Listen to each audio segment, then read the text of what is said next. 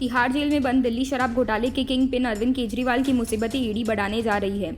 ED Kejriwal के खिलाफ 10 मई को चार्जशीट दाखिल करने जा रही है। सूत्रों का कहना है कि ईडी केजरीवाल के खिलाफ सप्लीमेंट्री चार्जशीट दाखिल करेगी। यह सप्लीमेंट्री चार्जशीट अरविंद केजरीवाल और के कविता के खिलाफ दायर कर सकती है। बड़ी बात यह है कि 10 मई को ही सुप्रीम कोर्ट अरविंद केजरीवाल के अंतरिम जमानत मामले पर अपना फैसला सुना सकती है। दिल्ली शराब घोटाले मामले में ईडी ने बीआरएस नेता के कविता को 15 मार्च और दिल्ली के मुख्यमंत्री अरविंद केजरीवाल को 21 मार्च को गिरफ्तार किया था।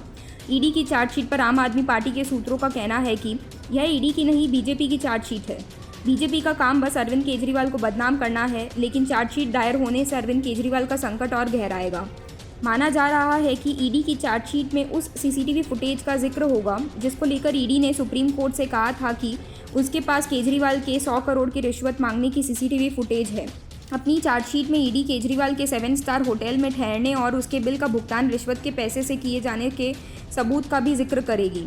गिरफ्तारी के खिलाफ केजरीवाल की याचिका पर सुनवाई कर रही पीठ की अध्यक्षता करने वाली न्यायमूर्ति संजीव खन्ना ने कहा कि हम 10 मई को अंतरिम जमानत पर फैसला सुनाएंगे।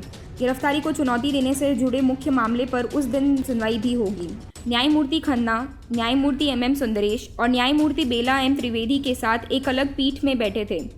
उनके अतिरिक्त सॉलिसिटर जनरल एसवी राजू की ओर से केजरीवाल की याचिका को सूचीबद्ध किए जाने के मामले में पूछे जाने पर यह टिप्पणी की। राजू 3 सदस्यीय उत्तक खंडपीठ के समक्ष वस्तु और सेवा कर से संबंधित एक मामले में केंद्र की ओर से पेश हुए थे। उन्होंने केजरीवाल की याचिका को सूचीबद्ध किए जाने को लेकर स्पष्टीकरण मांगा था।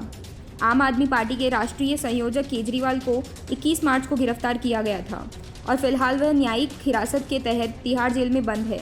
न्यायमूर्ति खन्ना और न्यायमूर्ति दीपांकर दत्ता की खंडपीठ से 7 मई को केजरीवाल की अंतरिम जमानत को लेकर अपना फैसला सुरक्षित रख लिया था। 2 न्यायाधीशों की यह पीठ केजरीवाल को लोकसभा चुनाव में प्रचार करने के लिए अंतरिम जमानत देने पर आदेश सुनाए बिना उठ गई थी।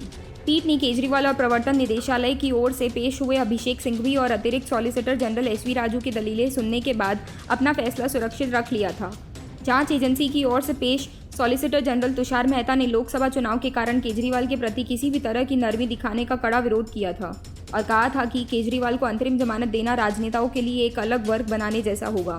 पीठ ने केजरीवाल की गिरफ्तारी के खिलाफ याचिका की सुनवाई को 2 हिस्सों में बांटा है।